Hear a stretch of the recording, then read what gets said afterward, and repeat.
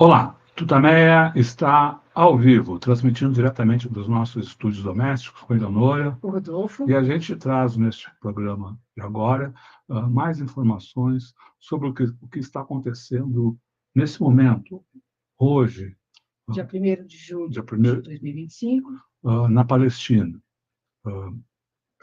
Como você vem acompanhando, Israel está usando os centros de distribuição de ajuda humanitária como uma armadilha para assassinar homens, mulheres, crianças que vão buscar comida, né? São os crimes na fila da fome. Essas mortes e esses ataques em geral vem provocando indignação no mundo inteiro e ação, né? Uma delas é a das organizações humanitárias que, durante o cessar-fogo, ajudaram ao Centro de Refugiados das Nações Unidas a fazer a distribuição da ajuda que chegava, comida, equipamentos comerciais, colchões, que chegava para o povo de Gaza. Essas organizações, então, elas divulgaram hoje um manifesto assinado por quase 169 entidades que atuam em Gaza ou têm representantes, enfim, têm interesses lá, já levaram alguma forma da sua atuação lá para a Palestina.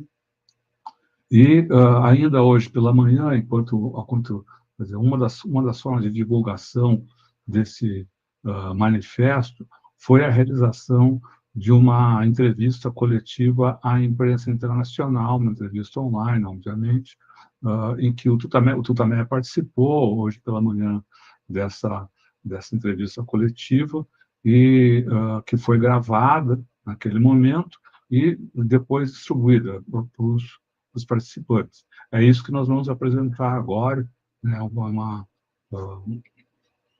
entrevista coletiva que teve como coordenação a senhora Belinda Goldsmith, que é da diretora de comunicação da ONG Save the Children.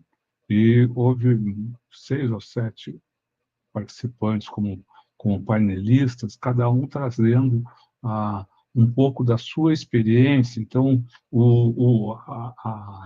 a divulgação mesmo do manifesto já havia sido feita. Então, foi mais uma coisa extremamente viva, em que cada um contava um pouco da sua experiência. A Chris McIntosh, da Oxfam em Gaza,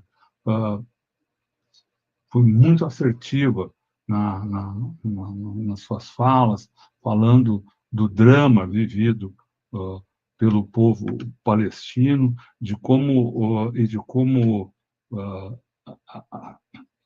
uma das tentativas de Israel é procurar desumanizar, né, o povo lá. Então, essas são a fome, o caos, eles são instrumentos para esse processo.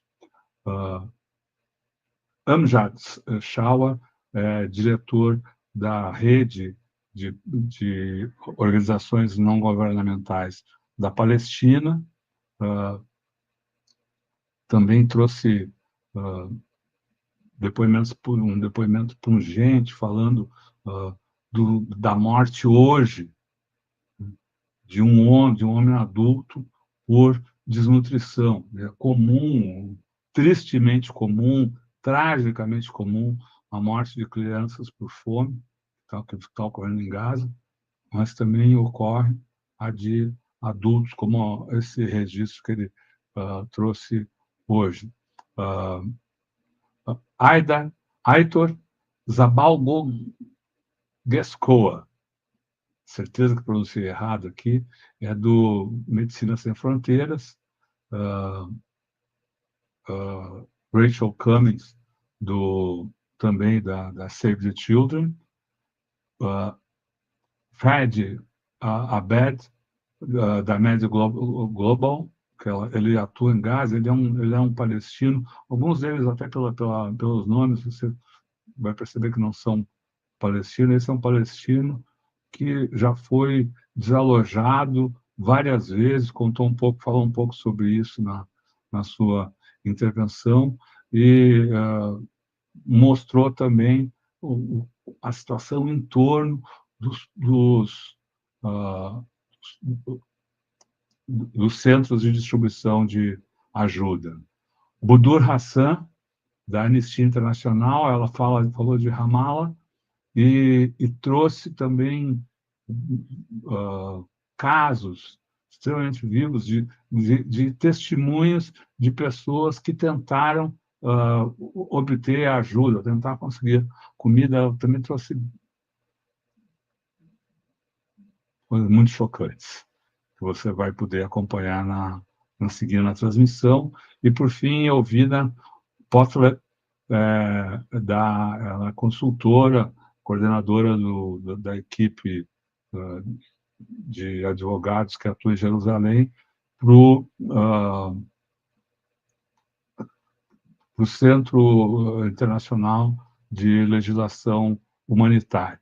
Então, esses são os painelistas, né, que já vou passar o vídeo aí. Logo depois dessas intervenções, que foram extremamente curtas, muito curtas, 2 minutos, 3 minutos cada uma, muito vivas cada uma delas, houve também as perguntas aí da imprensa internacional sobre as intervenções. Acho que falei aí do depoimento sobre a morte hoje por denunciação de um homem adulto, né? Mas o tom geral foi o de mostrar como o caos está sendo utilizado para assassinar as pessoas, para desumanizar o povo de Israel, que são tratados, o povo da Palestina, que são tratados ali pelos soldados de Israel como animais, vários, especialmente a, a, a painelista que trouxe os casos a painelista da Anistia Internacional, trouxe os depoimentos das pessoas, que era constante. Nós somos animais, somos tratados como animais, estamos em jaulas. E também a fala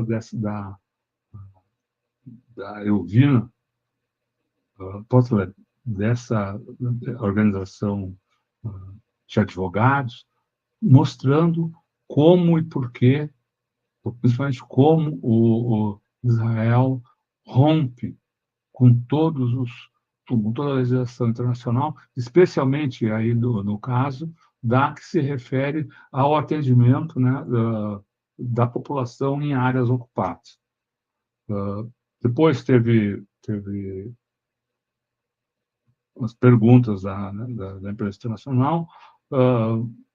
Várias delas não foi uma coletiva chapa branca, assim, várias perguntas imagino, não estava identificado, mas imagino que representantes, enfim, perguntando se esses centros de ajuda se as ONGs não ajudavam o Hamas, enfim, tudo foi respondido de forma bem equilibrada aí pelos panelistas.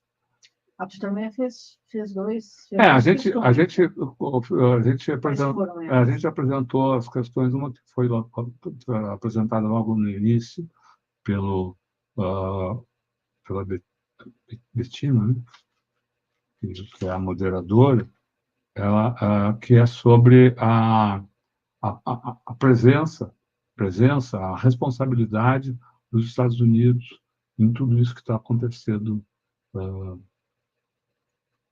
em Gaza, na Palestina, e foi tratado desse assunto como... Não, porque os Estados Unidos estão lá apoiando Israel, fornecendo equipamentos, fornecendo armamentos, sustentando essa mortandade, né? E, por fim, a gente perguntou também, foi a última pergunta respondida pelos panelistas, né? Cada um deles trouxe a sua opinião a esse respeito, que era como os governos não envolvidos, aí, né, não cúmplices do genocídio, podiam, de alguma forma, contribuir para que isso terminasse, os governos e as entidades da sociedade civil. Aí as respostas foram, na verdade, um pedido de socorro. Parem de nos matar, é preciso impor o cessar-fogo imediato e garantir imediatamente a entrada de ajuda humanitária coordenada de forma pelas Nações Unidas, sem que os postos de atendimento sejam, na verdade, armadilhas mortais, né? Serão, na verdade, postos de fuzilamento. Bom, dito isso, vamos passar aqui a apresentação dessa coletiva, que, como eu disse, então foi realizada hoje pela manhã, conduzida, realizada em inglês.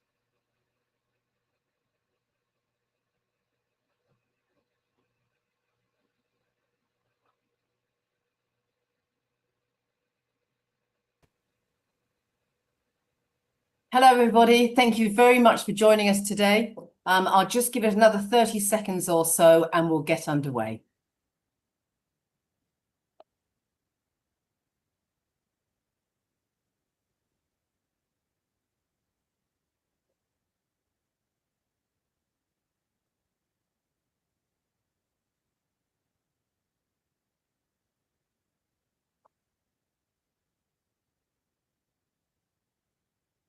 Fantastic. All right, we're 2 minutes past the hour, so let's get started. I know how busy everybody is. My name is Belinda Goldsmith. I'm the head of global media at Save the Children, and thank you very much for joining us today to discuss this really, really vital, important topic. Bit of housekeeping, first of all. This is an on-the-record briefing, and we will be recording today's session, but we will email after the briefing, along with a list of media focal points, if you do have any more questions that you want to put afterwards. Of course, at the moment, we are going to be briefing you on the situation in Gaza right now.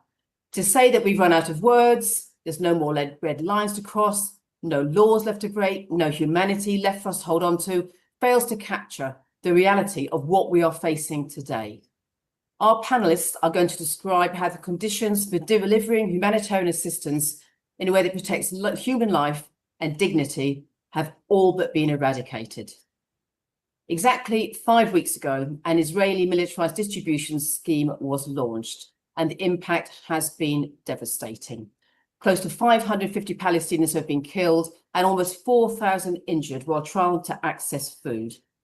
Israeli forces and armed groups are regularly opening fire on civilians who are risking everything to survive.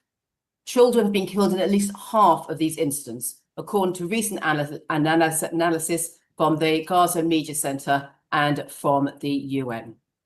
So today, first of all, I'd just like to introduce our panelists and ask them to speak to us just for 3 minutes.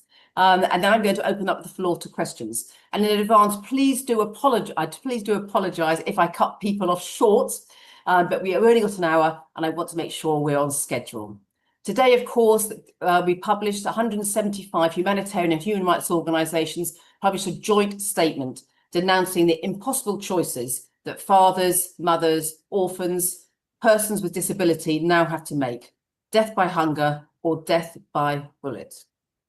We're going to come to the panelists and then we're going to come to questions. Please write your questions in the Q&A box, write your name and the media outlet you work for, and clarify if your question is directed at a particular speaker.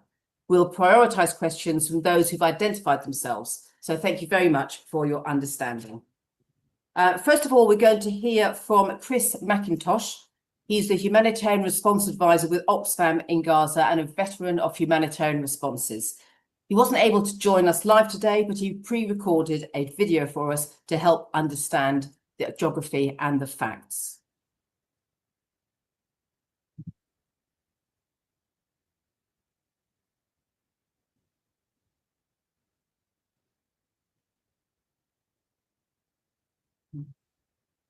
I think we've got an issue with sound at the moment. Can anyone hear Chris? No sound? Okay, let me try one more time. Apologies. One more time. Thank you. Let's restart. As you probably just heard, I've had quite a bit of experience in the sector and I've worked in some tough places. And I'd just like to preface what I'm about to tell you today by saying that Gaza is the most challenging context that I've worked in on numerous fronts, from access to living conditions to simply what's happening on the ground. Today, I'd like you to join me on a look at the geography of Gaza and a little discussion of these distribution points that are very much in the news today. I'm going to share a map of the Gaza Strip. Inside of the Gaza Strip are 2 million residents. The purple area you're looking at here, Just getting the video up. an amalgamation of buffer zones, of evacuation zones, and combat zones that the Israeli military has imposed on the Gaza Strip. So for every bit on this map that you see of purple area, that represents hundreds, thousands of people being displaced to the west, to these small pockets that you see here in the north around Gaza City and in the south. To talk a little bit about these American Israeli backed distribution points. First of all, there are only 4 of them, and they all are inside of this purple zone, this purple restricted military zone that's only possible to travel in safely with strict coordination with Israeli military forces. There's something that the average Palestinian does not have. Apologies. We're going to try and restart the video. Can you all see? We can the see it now. screen? Okay. Should I start it from the beginning? No, go from there. Yeah, Okay. no, you have to start it from the beginning because it makes no sense. Okay. Or from the map, the beginning of the map, yeah. The beginning of the map. Okay. Apologies, colleagues. In the news today, I'm going to share a map of the Gaza Strip. Inside of the Gaza Strip are 2 million residents. The purple area you're looking at here is an amalgamation of buffer zones, of evacuation zones, and combat zones that the Israeli military has imposed on the Gaza Strip. So for every bit on this map that you see of purple area, that represents hundreds, thousands of people being displaced to the west, to these small pockets that you see here in the north around Gaza City and in the south. To talk a little bit about these American Israeli backed distribution points. First of all, there are only 4 of them, and they all are inside of this purple zone, this purple restricted military zone that's only possible to travel in safely with strict coordination with Israeli military forces. There's something that the average Palestinian does not have the luxury of doing. And so in order to reach these points, often at pre-dawn hours, they have to go overland, often not on roads, but actually over sand dunes and rough terrain in order to reach these sites with the hope of possibly receiving some sort of aid. When in reality, it's chaos, and these are not hubs that are humanitarian, these are hubs of chaos. And these are hubs where people are being shot on a regular basis. Massacres are occurring on a daily basis. And from a humanitarian standpoint, what this looks like in conjunction with the blockade is architecture of oppression. And the humanitarian agencies are being hindered from doing our work when we are trained to do this properly, and we're being disallowed from doing so because of the blockade that's currently in place. Something else that I'd like to emphasize is that there are restrictions now on food and restrictions on water, basic things needed for existence.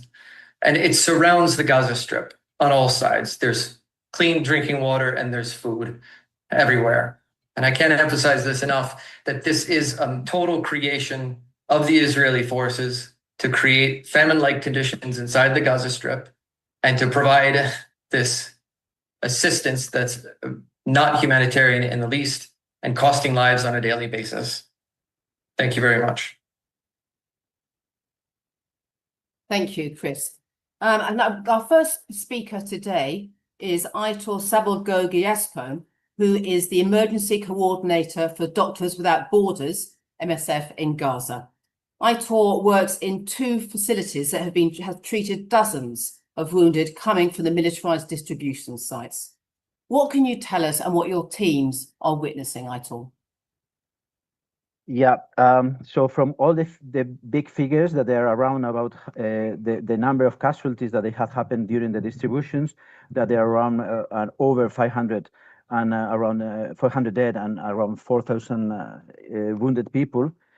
We do manage two small primary healthcare centers, basic health centers, in a place, one place called Al-Atari, the second one Al-Mawasi. They are only like kind of 500 meters from the evacuation order areas, and it will be around 2 kilometers or something like that from the distributions areas number 1, 2, and 3 in the south, the ones that are in Rafah.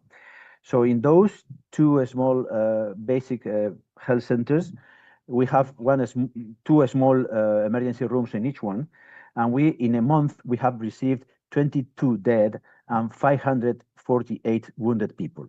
Okay, just in a month. The wounded people who were red, who were serious, we refer them to our three referral hospitals, which are managed by the ICRC, by an organization called UK Med, and also by the Minister of Health Nasser Hospital, Nasser Complex.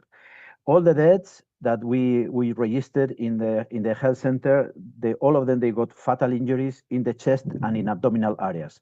So they are not shots, they are not shootings that they are looking or trying to prevent people for approaching. They are not warning shots, they are shots directed to the people.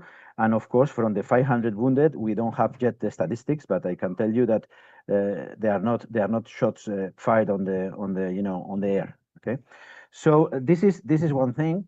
The second thing that we wanted to mention is that a lot of those distributions happening at night, 2 o'clock and 12 o'clock in the night, in both in the Netzarim corridor and also in the Rafah place. So our question, it is that a lot of people is going there by night, trying to reach the food, and being obliged to go through theoretically one military area, which is enclosed, which is instructions given only to follow one road or one street, and which is nearly impossible to follow because among other things, in Rafah there is a lot of places that they cannot recognize anymore as a street. They are completely devastated, and they cannot recognize it as anymore as a path to go. So the people, is getting there, earlier than the distributions and getting shot. They are getting there when they are looking for the food. They are getting shot, and when they are leaving late, they are getting shot. And this is what the patients are telling to us. I can continue later with whatever is. Thank you very much, Nigel. Thank you so much. That's a really devastating account from MSF. Thank you. I'd now like to welcome Amjad Shower, who heads the Palestinian NGO network in Gaza. Amjad, you yourself have been displaced on numerous occasions. You suffered unspeakably in this crisis, and we're extremely grateful to you for being one of the leading voices for civil society in Gaza, despite all that hardship. Can you tell us how the recent siege, obstructions on aid delivery, and the militarized distribution system have impacted community-based responses? Thank you. Just to say something, that we are now on about 65 kilometers of Gaza Strip, which is about 18. So 2.2 million Palestinians are staying in 65 kilometers. You can imagine these forcible displacement orders that is issuing almost every day that we have, that people are moving from place to place with no shelter items. These starved Palestinians, malnutrition children. And when I ask someone who is going to GHF why you are going there, although it's risky, it's very simple, that he knows that it cost his life and he could not be back to his malnutrition children, could be back with a bag of body bag. But he has no other choice after 4 months now of closing the borders. They push us, and there is no choice, just to such corner. It's not only Israel who did that. the international community, through the silence towards these committed crimes against the Palestinians. Every day, we have more than 100 people killed, most of them children, women, elders, who are targeted in these suffocated conditions. And these children who are killed, they are starved. They have no meals all the day. They are traumatized. They are thirsty. And yesterday, I had so many stories from children, 15 years old, who are going to the GHF to get food. This orphan, or that his father injured, paralyzed, he cannot go. So this child, who's supposed to be in one of the education points, he's going there and risk. And one of them lost his mother. He said, yes, we need food, but not to cost the life of my mother. We're talking about lives, but also we're talking about dignity. This kind of insulting mechanism. There is no humanitarian space. It's not a humanitarian architecture which we are facing. And I have to tell you, the target is to destroy our humanitarian system in Gaza Strip, which worked for ages. UNRWA only has 400 distribution points, and there was crowds, but we were reaching aid to the people. We are not getting people to move for 1.5 to 2 hours in such danger and risk, and to use the starvation, this engineered starvation from the early beginning of this war, and to have this this aid as weapon against the Palestinian civilians. First, we have to stop it. The second, we have to get these who are behind it accountable. Third, we have to enhance this humanitarian structure. The UN, mainly the UNRWA, INGOs, national NGOs who work together in order to get aid to the people by dignified, safe way. The messages from Gaza, it's real time to intervene. The international community failed us from the early beginning of this war. It's time for actions, not only statements. Action to save the lives of these children. Malnutrition is not just a word to be repeated in our statements. It's affect the lives and the health of these children, tens of thousands or hundreds of thousands of children. And already this morning, we lost 27 years old man because of the starvation.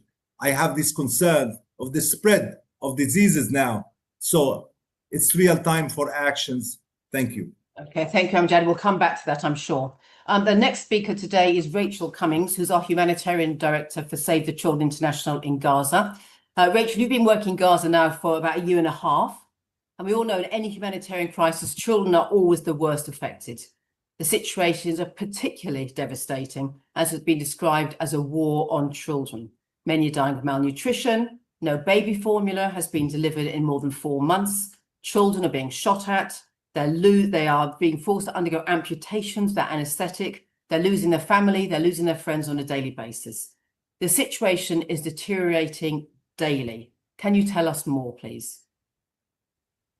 Thank you. I mean, Gaza is the deadliest place on the planet to be a child. And literally every day I think, okay, it cannot get any worse for children. And literally every day it gets worse for children in Gaza. Amjad and our colleague from MSF were describing the scenes and the mass casualty incidents from the GHF food distribution points. In over 50% of those mass casualty incidents, children have been shot or killed at these centres. It's absolutely extraordinary what's happening here. So for 20 months, children have been bombed. They have been displaced and evacuated. They have been forcibly displaced into places where they are not secure and there is no protection. There is nowhere safe for children now in Gaza. 2 million people in Gaza are on the brink of famine. 1 million of those are children. Everywhere in Gaza, people are hungry. And we see every day on the streets people desperately searching for food, children carrying empty bowls, empty bottles to try and fill with food or water. It's really a desperate situation. And I wanted to share a story in terms of the mental health and impacts on children. And this is one child and their story, but you can replicate this across many children, thousands of children across Gaza. Save the Children run child protection services. And within that, we run child-friendly spaces where children get an opportunity to come be together with their peers, with children, with friends, and an opportunity to be children. Just that respite from the constant bombing and the duties that they've had to take on as children. And within those exercises, we run something called the wishing circle, where children share what their wish is. What do they wish for? And you can do this anywhere in the world. And in Gaza, we do this with our children in our child-friendly spaces. And recently, we've noticed that children are wishing for bread. Children are wishing to drink water. And very concerningly, recently, children are wishing to die. And children have shared with us that they want to die, they want to be in paradise, they want to be with their mother, their father who's been killed, but also in paradise there is food and there is water. And that's devastating, obviously, for our team, but that's a whole generation of children. And we cannot forget that there are thousands of trucks on the other side of Gaza with food and humanitarian supplies.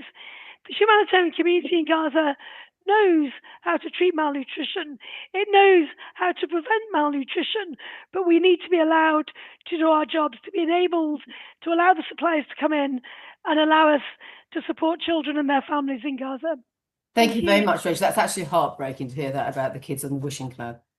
Just a reminder to journalists on the call to please put your questions in the Q&A box, and please identify yourself and indicate if it's for a particular speaker. Thanks very much. Our next panelist today is Fadi Abed, who works for Med Global in Gaza. Fadi, I understand you can't use video today. I think you've got a connections problem. I think you have. Yes, unfortunately. Okay. You too have been displaced several times, like Amjad, and you're facing indescribably hard survival conditions and working against impossible odds to save lives. Can you tell us a little bit more about the situation with malnutrition now in Gaza and how this has changed in recent months? Thank you for having me. So this is Fadi Abed, and I'm speaking to you from Gaza City, where I've been displaced several times during this war, unfortunately, and which is now currently in its 20th month. I am a humanitarian worker working with Med Global, and every day we witness the growing impact of famine. It happens everywhere, and it affects everyone here in Gaza Strip. And in our nutrition stabilization center in Gaza City, we're seeing a ton of malnourished children, and they come in to our center weak, fragile, and with real serious health concerns. And their mothers tell us they can no longer breastfeed their newborns, and they can't afford to feed their children properly. And of course, that's not because they don't want to, but because the food simply isn't available, and even if it's available, it's being sold for insane prices that no one can afford here in the Strip. Prices here are out of control, and basic items cost like 5 to 10, even 100 times more than before. And people are also being charged up to 50% in commissions just to withdraw a bit of cash. That's like something is hidden from the media. No one is talking about the commissions. So if you have in your bank like $100, that means instantly that it's 50. And this 50 with the inflation, that means that's now 10. So you can't buy anything with it, even if there is food in the market. Most of the families here lost their sources of income, and they rely almost entirely on humanitarian aid.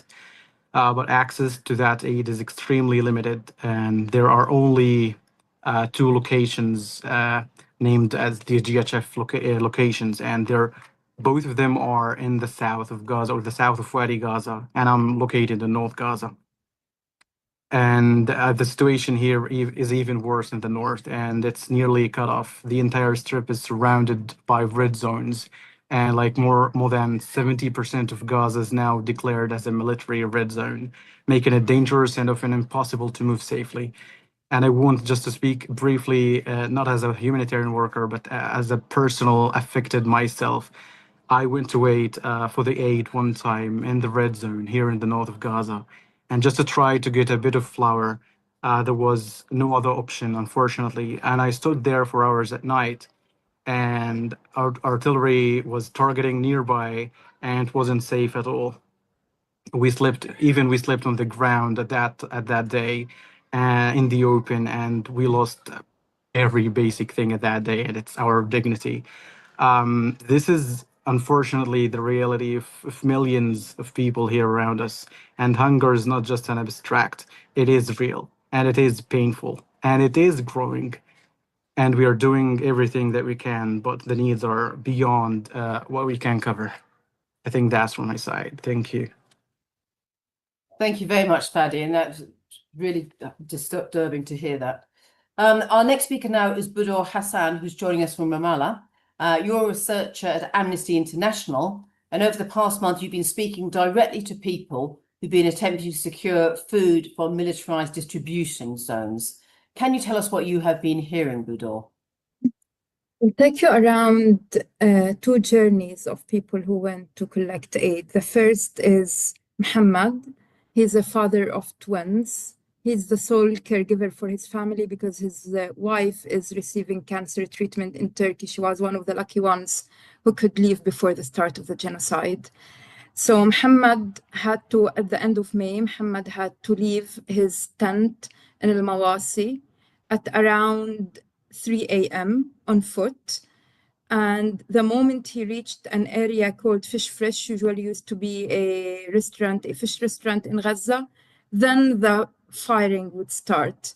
Quadcopters would start raining bullets on residents, directly at residents, in addition to artillery. And we're talking about an area totally controlled by the Israeli military. This is an area that only the Israeli military exerts total military control. As they walk, some of the people who are local to that area know the paths that they could take, including shortcuts, including an area once known as Jabal Lamoun. Lemons, obviously there are no longer any lemon trees because all the area was completely razed and destroyed. They have to walk on asphalt routes marked by arrows. The moment anyone strays from these arrows, the firing starts. And we're talking about firing mainly through quadcopters, through low hovering drones, including constantly being accompanied by sounds that gets the orders from these drones, including in one occasion, Muhammad told me that a sound he heard, and this is corroborated by other claims, that he heard from that quadcopter saying that there is no aid today in Arabic, in a Hebrew-speaking Arabic accent. The moment it took him around 2.5 hours to reach the area, the GHF site in Al-Alam area. And once the gates is opened, I asked him, when I told him that this is a distribution center, he said, it's not a center, it's an animal pen. There is no one that distributes the food for you or that hands you the food. It's once the gate opens, it's like a cage.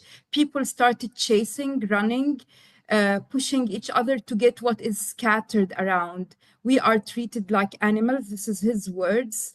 No one looks us in the face. And we have to collect. If you are strong enough to muscle your way around, you can get something. He tried twice to collect parcels. On both occasions, he failed. Another person who was with him on the end of May had been disappeared since then. They don't know where he is. He's called Abu Jamal. Abu Jamal lives also in Al-Mawasi at the moment. He's displaced from Khan Yunis. His son, his 17-year-old son, had tried to look for him, but he was shot in an attempt to look for his father. Abu Jamal used to be the sole breadwinner for his family. In the months since he has disappeared, we don't know anything about Jamal. No trace has been seen of him.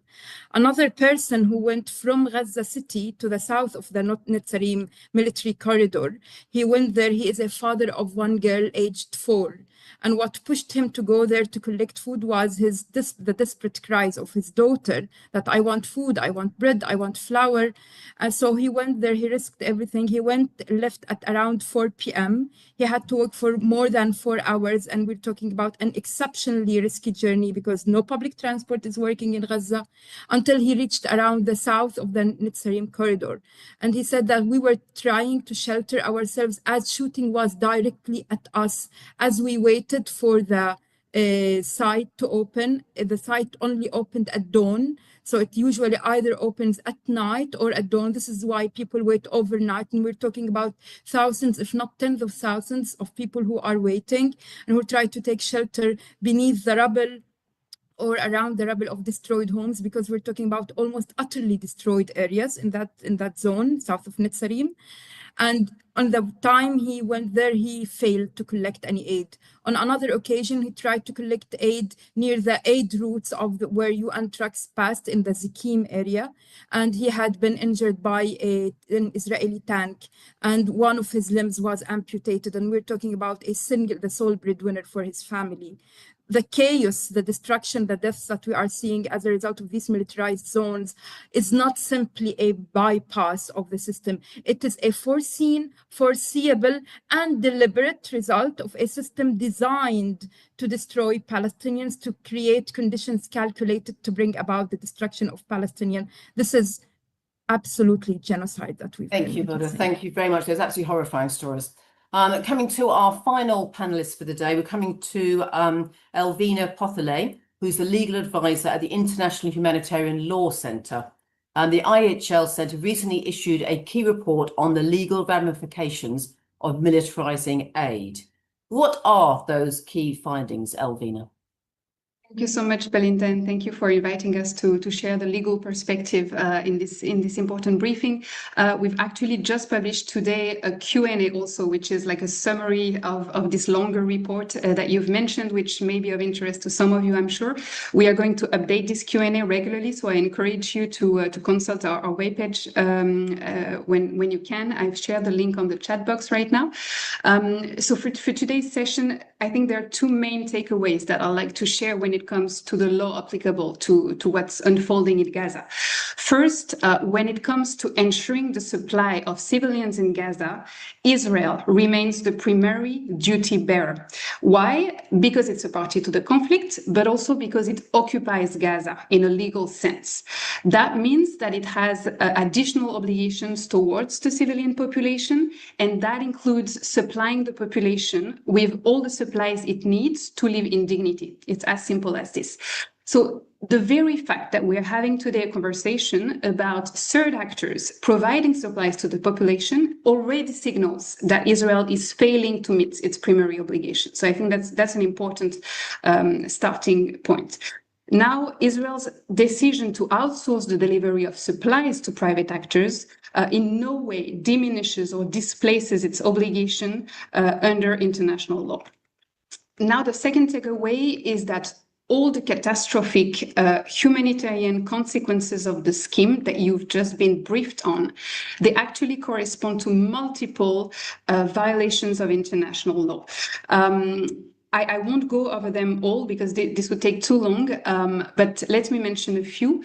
The first one relates, of course, to obligations related to the provision of humanitarian relief. So because Israel is failing to itself supply the population, it has an obligation to consent to external offers of relief and then to allow and facilitate the passage of this relief. This is the legal term, allow and facilitate. Now, it may impose restrictions on the passage. So, for instance, it can verify the content of humanitarian aid convoys to make sure that there is no weapons in it, for instance. But these restrictions must meet a number of criteria. And having that legal framework in mind, I think it's important to envisage the Israeli scheme from a legal perspective as a series of conditions, of restrictive and coercive conditions. And the bottom line is that these conditions do not satisfy the legal standard. meaning they make it really impossible for the population to effectively access aid of adequate variety, we heard about it earlier, of adequate quantity and without discrimination. I'm happy to go over all the reasons for this during the Q&A, but basically everything from the quantity to the variety of the supplies to the number and location of distribution hubs and the way they are run, everything is problematic under the law. So because the population remains inadequately supplied, Israel must consent it's a legal obligation. It must consent to other standing offers from the UN, from other impartial humanitarian organizations that are able to supply the population in a safe and dignified manner. Obviously, the second type of obligation or violations resulting from the Israeli scheme is connected to the killing of hundreds of Palestinians and injuring of thousands more around the hubs. Here, let me just flag that the circumstances surrounding this use of force obviously is not combat scenarios. The circumstances are those of crowd control, of enforcement of military orders. So for instance, the fact of prohibiting access to the routes leading to the distribution hubs. And they happen, as was just reminded to us now, in areas where the Israeli armed forces have effective territorial control. So all of this means that the applicable legal framework are not the rules on the conduct of hostilities, which tolerate, as you might know, a shoot to kill approach, but rather the rules applicable are law enforcement rules. Again, the bottom line is that under these rules, Israeli forces cannot intentionally use lethal force unless there is an imminent threat of death or serious injury. Again, unless there is an imminent threat of death or serious injury, and only when less violent means would not be effective. So the fact that civilians shot at were unarmed, the fact that they were located meters away from Israeli forces indicates that they could not pose such danger, and therefore that the use of force by Israeli military would be unlawful. Okay, thank you very much, Albina. Sorry to cut you off. I know everyone's very keen to get some questions here. Really appreciate that. Thank you very much. And thank you to all of the panelists. We're now going to questions. As I said, please put your questions in the chat box in the Q&A, and we will read them out. Please put your organisation and who you would like your question directed to.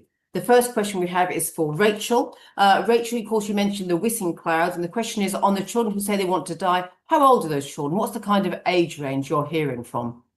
Yeah, thank you. I mean, just to be clear, we hear this multiple times with different age groups, but the child that was in my mind is part of our 6 to 10-year-old age group. They're young children. We also run girls groups between the age of 12 and 18 for girls, specifically sharing their time together. Again, it's a constant throughout the experiences that children are sharing with us. Thanks. Thanks very much. We've got a question here about responsibility of the US government in the present crisis in Gaza, which I'm going to go to Aitor for that. Oh, thank you. I think that the responsibility is full because who is paying the operation of GHF in Gaza? Who is giving money to GHF to do this operation? I think that we should talk a little bit more about that. I mean, we are talking about 4 distribution sites for 2 million people. Only that should be, sound as a joke. If it will not be a tragedy, and we were listening and witnessing the massacres that we are seeing. All the areas are located under full control of Israeli forces, as has been told before. Okay, and those distributions are taking place in any moment of the day, with no previous announcement.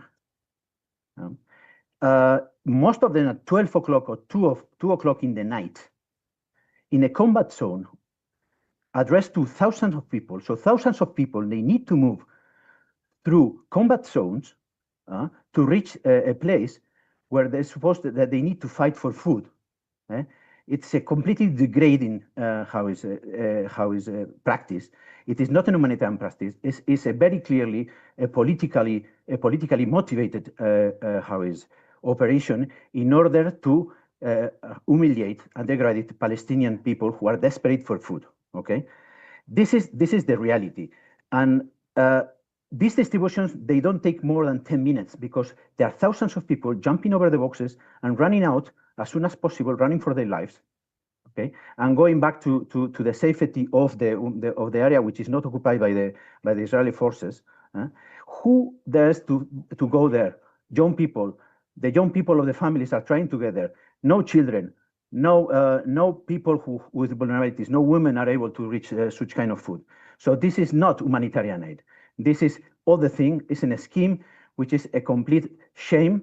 We cannot think about other thing that it is planned and designed to make more damage to the people who is desperate looking for food. Okay, so this is it. Yeah. Okay, thanks very much, Aitul. Thank you. I've got a question here for Bushra Khalida, who's the policy lead from Oxfam in Palestine. Can we get a comment, please, on a claim made by Israeli authorities that Hamas is shooting people at the GHF aid distribution points? There's many actors unfortunately involved, and this is what this has created. This is this new kind of mechanism or scheme.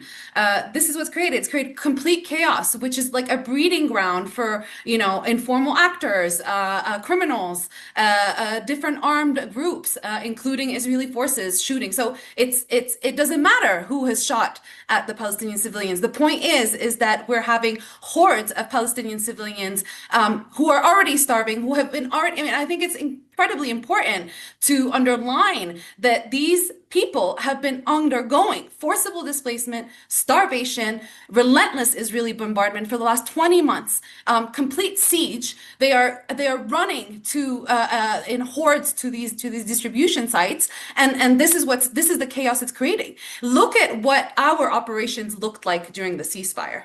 Look at how the UN agencies as NGOs and Palestinian civil society was delivering. We have proper systems in place where we send messages to people with a time and a place to come and pick up their food or to pick up their medicine.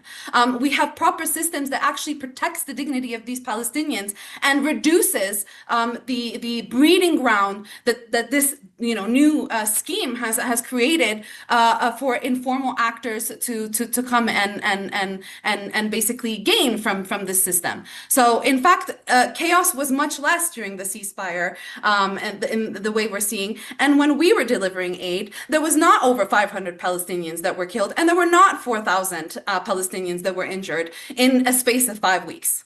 Okay, if I can come to Amjad, another question for you here. The GHF has said that reports of killings at the sites are disinformation, and that the reports of killings were Hamas propaganda. How do you respond to that statement, Amjad?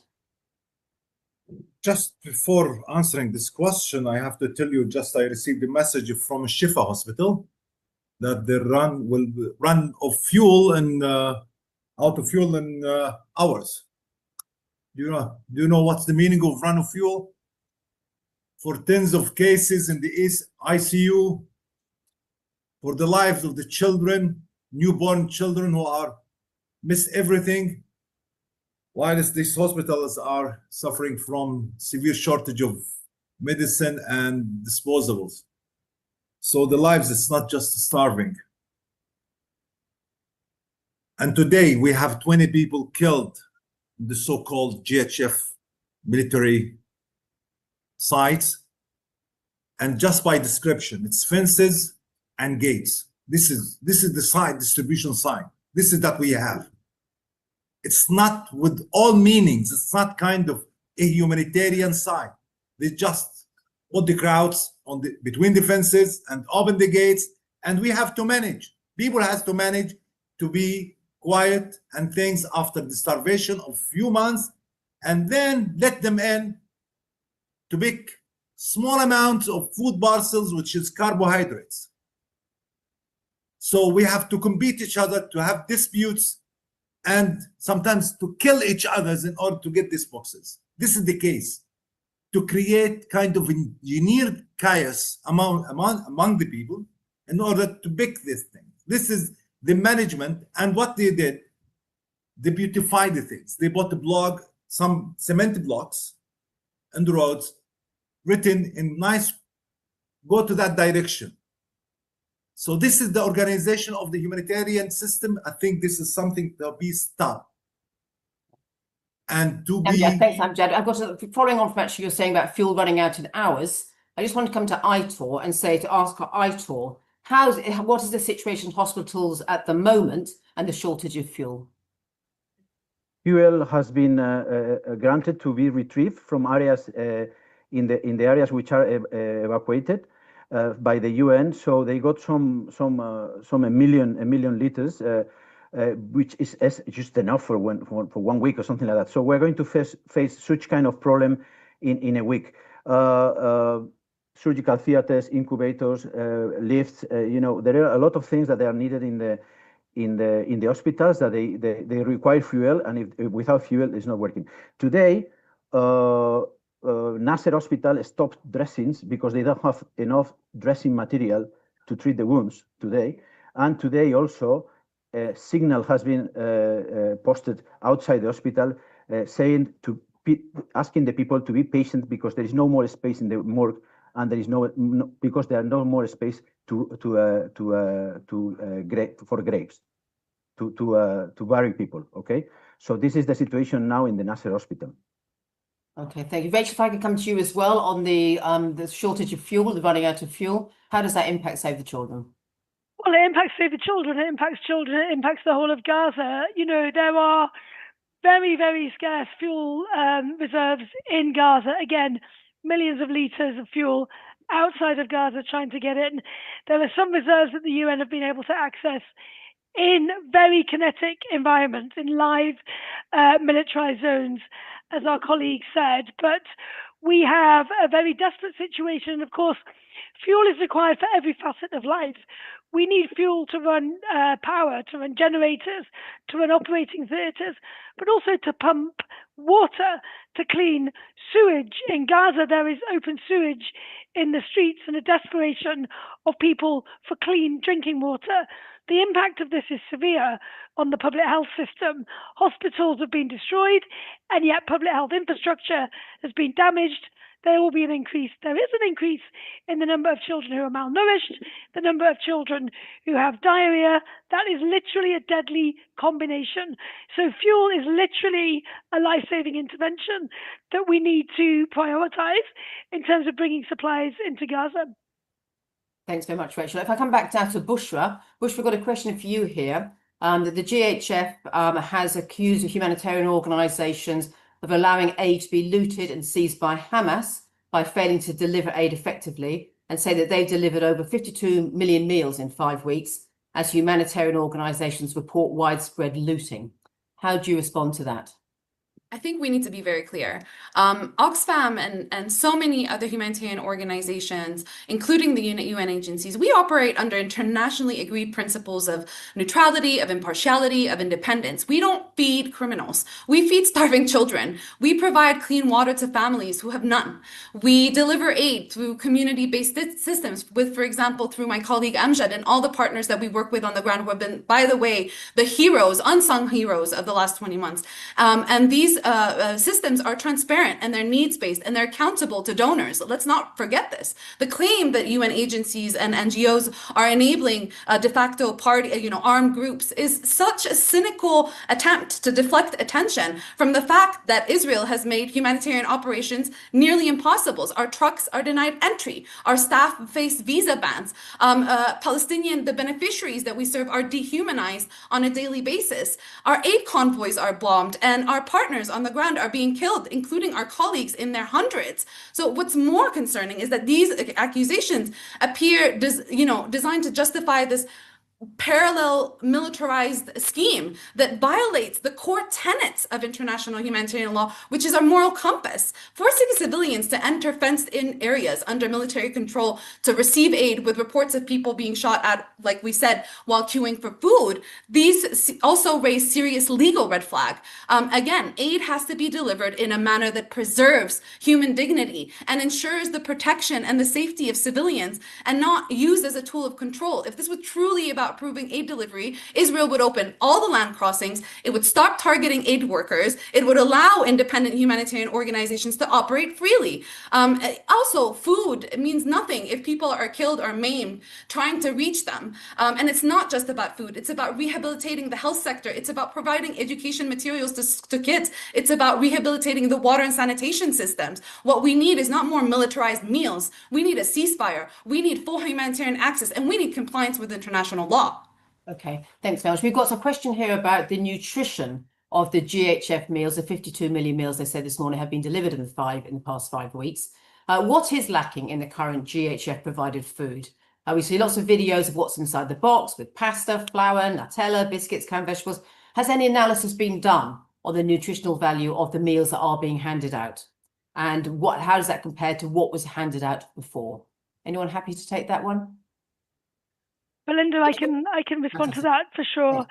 So last week I drove from Deir al-Balah to Khan Yunis, and we run clinics and nutrition points in both Deir al-Balah and Khan Yunis. And as I got to the south of Khan Yunis towards Rafah, there was packs of people, gangs of men, walking back from the GHF distribution, each of them carrying different quantities, different sizes of food, some carrying one bag of flour, some carrying a rather large box. It was a very chaotic scene of people who basically just carrying what they had been able to grab and find. So there is not, my point being, there is not consistency about food distributed. This is not food being distributed in a safe and dignified way in terms of measuring calorific content, in terms of ensuring that there is diet diversity in these distributions. This is literally the survival of the fittest at the distribution point, people risking their lives for a bag of flour, a bag of pasta, or a jar of Nutella. Now, in the markets in Khan Yunis, literally, as people were walking through the streets carrying whatever they'd been able to collect, were market stalls, small market stalls selling the products from the GHF. This is how markets function. Next door to that market was hundreds, literally hundreds of people sitting in the baking sun, men, women, children, waiting for the hot food kitchen to arrive. So there's hundreds of people waiting for food next to a market stall selling products from the GHF. Comparing the nutritional value of a GHF box, to be honest, is meaningless in terms of the food distribution that was happening during the ceasefire. WFP, UN, UNRWA partners know how to do food distributions safely and with dignity. Thanks very much, Rachel. I've got a question here for Fadi. Fadi, could you describe a scene or something you saw in your work today or recently?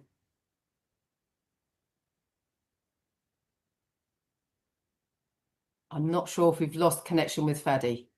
We might have done. I'll come back to Fadi. So, Boudou, I'm coming to you to ask you if you could give any more testimonies at all of the people that you have heard from in recent weeks. Yeah, sure. So we spoke also to people, to parents of or partners of people who went to collect aid in these scenes and in these sites. And one woman who is the wife of a person who was injured in one of these sites told us that she had begged her husband not to go there because she said that it's better for us, for you to be alive and while we are starving, than you get injured. And we actually interviewed him. He was in Shifa. We interviewed that wounded man in Shifa hospital.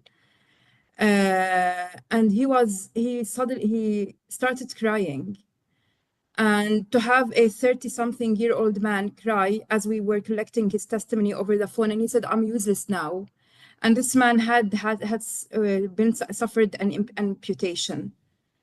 And he doesn't know whether he said, "I'm now, instead of helping my family, I'm a burden of my family." And this is, I think, it's also very important, apart from the deaths that we have been more than 540 people were killed either at distribution sites or in routes designed for the passage of trucks, many of whom directly shot from tanks because that they could see the tanks firing at them. And it's known that only Israeli forces are operating in these areas.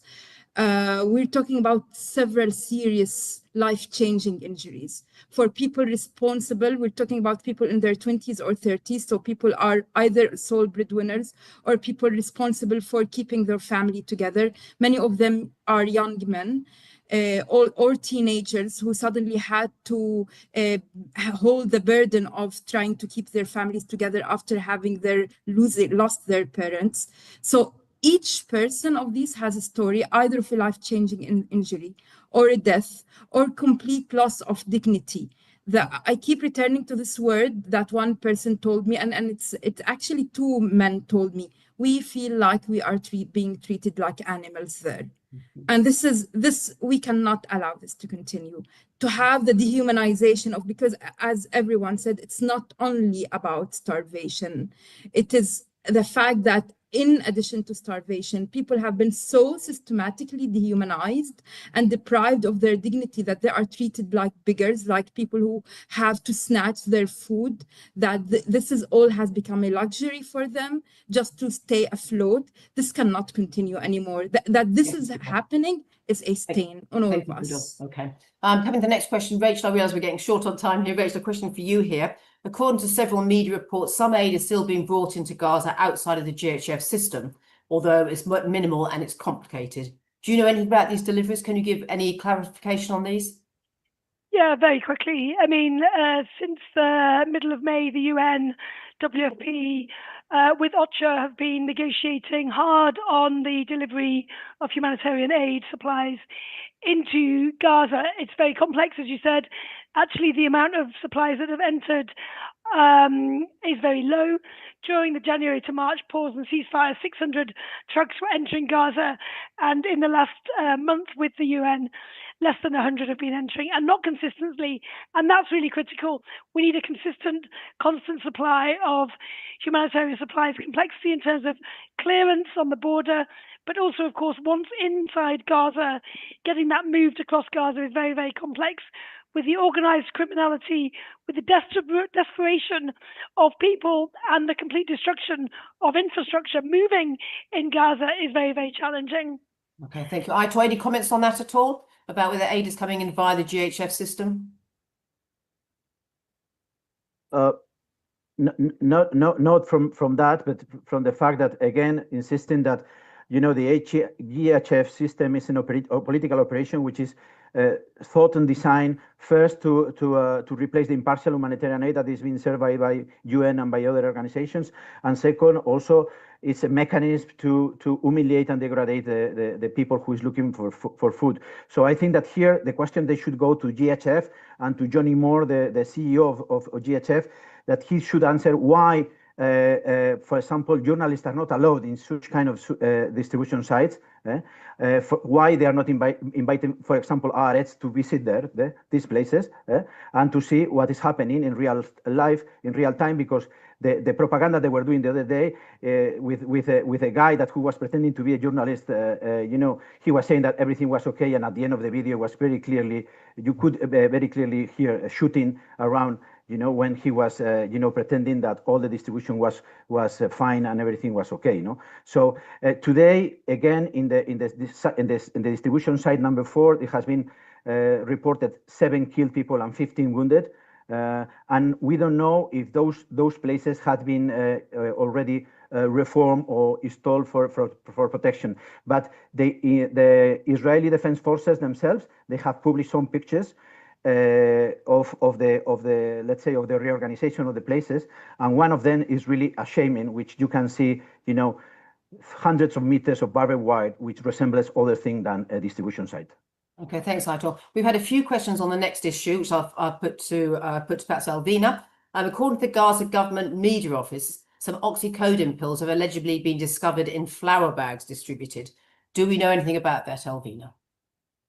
What I can perhaps answer part of the questions through the legal perspective. No, one thing that is sure is that international humanitarian law is not oblivious to this kind of risk. It addresses this risk, and indeed it provides a right of control to Israel. So Israel can check the content of humanitarian shipments, and it can make sure that the content is exclusively humanitarian. That is for sure. But Israel can and must do so without jeopardizing the rapid delivery of much needed help, and in no way this kind of suspicions, especially when they are unsubstantiated, can justify a blanket refusal to grant consent to humanitarian aid. In so many contexts around the world, parties to the conflict work with humanitarian organizations in an intelligible way, based on trust, based on time-tested humanitarian principles, and aid gets to those most vulnerable. It works elsewhere, so there's no reason it can't work in Gaza, honestly. Thank you very much. I'm just going to then, we've had a lot of questions coming in, which is fantastic. Thank you very much. We will go over by five or so minutes, if that's okay. Please, if you have to drop off, do drop off. But I know there are a lot of questions today for our speakers. So I want to come back to Amjad. You mentioned the 27-year-old man who died of malnutrition this morning. Could you give some details, please, on that, Amjad? Yes, as we lost 66 children because of the malnutrition. Today, we witnessed this 7-year man in Khan Yunis. He died because of severe starvation that he had, and he passed it through, whilst he couldn't manage to get. And my concern really that so many elders are dying and passed away with no records, and they are not registered in the court records because they have no access to food. They cannot compete to go to these sites, military sites, to pick some food from there or from Tikiya or community kitchen, wherever. But just to reflect also on what I had mentioned about the parallel mechanism that WFP managed to get some trucks of flour to Gaza, which is obliged to go through certain roads, which controlled by some military gangs, to be controlled, whether in Khan Yunis or in Gaza. Once we managed to get these trucks to the distribution points, Israel closed Zikim crossing as kind of penalty. So they want chaos, and they don't want that this aid to be delivered in dignified, safe way. That's why the trucks are stopped in Netzarim corridor, that people to go to collect under this kind of self-distribution, which is kind of deadly also mechanism for people. Today I met with WFP and I was stressing that small quantities of flour, and at the same time, the issue is not, again and again, the issue is not food. The food is high important, the protection. Yes, we are dying because of starvation, from malnutrition, from the strikes, and now from thirst. All the Gazans are suffering from water, severe water insecurity. People are going to pick some water from unsafe resources. That's why we have diseases now. And we have so many cases. Now we are suffering from the shortage of medications for the chronic patients, from displacement. I don't know if any can imagine now in such hot weather, summertime, in such a humid Gaza weather, to stay in such boiling tents that people under, while you are surrounded by solid waste. We have 600,000 of solid waste mountains surrounded in the small area that we are allowed to stay in. And just to imagine these things. So this is something that to be considered as we are talking about this killing mechanism, which is called GHF, which has supposed not to talk in details. In principles, as the Secretary General said, the UN Secretary General, we have to investigate on these crimes committed there. One of this, the issue of these drugs and the other things that shown in the last few days about the carbohydrates and the contents of the basket that they sending to us. Thank you. Okay, thank you very much. I realize we have run out of time, so I'm just going to ask all of the panelists, just within 30 seconds, if they could just say what they expect from governments and civil organizations around the world. What can or should be done to really help this terrible situation. Perhaps if I could start with Fadi. Fadi, are you back on now? Can you hear us? No. Okay, I think we lost Fadi. Perhaps, Rachel, if I could come to you, what should be done? What needs to be done? Just 30 seconds, please. The world needs to stop bombing children. There needs to be an accountability to the oppressors in this conflict. We need humanitarian supplies to enter Gaza at scale in a controlled way. The UN partners, again, know how to do our jobs, and we need to be allowed to do our jobs safely. Thank you. Thank you. Elvina? All right. Yeah, what I can share is what must be done from a legal perspective, especially from third states. And what they must do is ensuring respect for international humanitarian law. It's not just a good policy choice. It's a legal obligation under the Geneva Conventions. They have many ways to do so. They can they must use their diplomatic influence with Israel. They must hold accountable individual perpetrators before their domestic courts, and they must collaborate and support the International Criminal Court. Thank you. Thank you, Elvina. Aitor? In one side, the military political operation of GHF, which needs to be stopped. This is a deadly and ineffective and needs to be completely dismantled immediately. And the governments, they need to act in order to force a durable ceasefire and allowing humanitarian and medical aid in immediately. Thank you. Amjad? Thank you. I want to say enough is enough. Stop killing. End this war. Ceasefire now. Protect the civilians. We want to live in peace. This is something that our children are seeking. They will have to grow in better conditions. Give these children a chance to live. End this blockade. Enter the aid to Gaza. Let these humanitarian agencies work as all over the world context. We have to work in safe manner. Last week, we've lost 4 of our colleagues, 2 from UNRWA, PRCS, and from the national NGO. So protection supposed to be applied in these critical moments. Thank you, Amjad. Finally, Bushra, coming to you just for 30 seconds. Yeah, I just want to say this is not a coordination failure, okay? This is a death trap.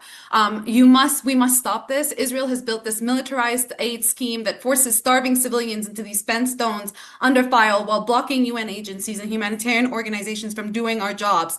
Hundreds have already been killed at these sites. This is not just unsafe. It's facilitating the forcible transfer of Palestinians into these so-called, zones or confined spaces while under siege. And it's shameful. And if the international community is serious about saving lives, if it's serious about international law, it must demand a ceasefire. It must reopen land crossings, restore the UN-led system, and halt weapons to Israel. Simply funding or backing this model, knowing the consequences, is not just irresponsible, it risks complicity. It's time to dismantle this death trap.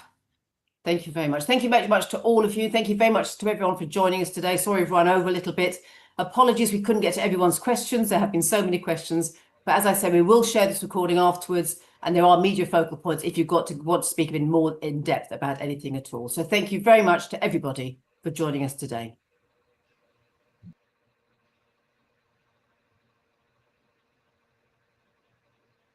Então, essa foi a coletiva de imprensa, coletiva internacional de imprensa, de representantes de organizações humanitárias que atuam na faixa de Gaza.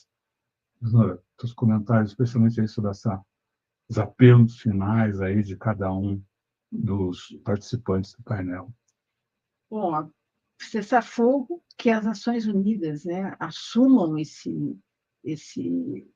o mínimo de serviço de distribuição de comida, que a distribuição de comida está sendo feita por Israel de forma a matar as pessoas, as filas de comida estão sendo alvos, de ataques cotidianos.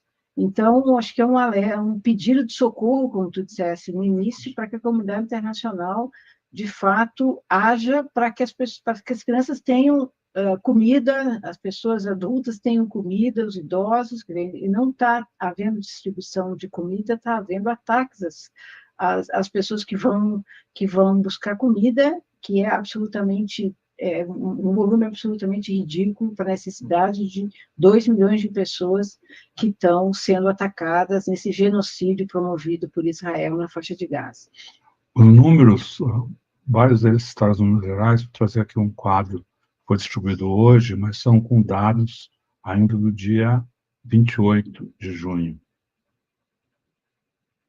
Então, 583 mortes, 583 pessoas assassinadas nas filas da Fome, que eu vou chamar assim, os centros de distribuição de ajuda, ou indo para lá. 70% deles foram mortos nos centros de distribuição, 30% indo, se direcionando a caminho, né? São 20% dessas mortes de crianças, idosos e mulheres, com mais de 4.000 pessoas feridas nesses centros de caos, como os painelistas colocaram aqui. Bom, com isso a gente agradece a sua participação, convida para que se inscreva no nosso canal, clique na sinetinha para receber os novos vídeos e também participe do grupo Amigos do TUTAMÉIA. O link de convite está disponível na descrição desse vídeo. Tchau, então.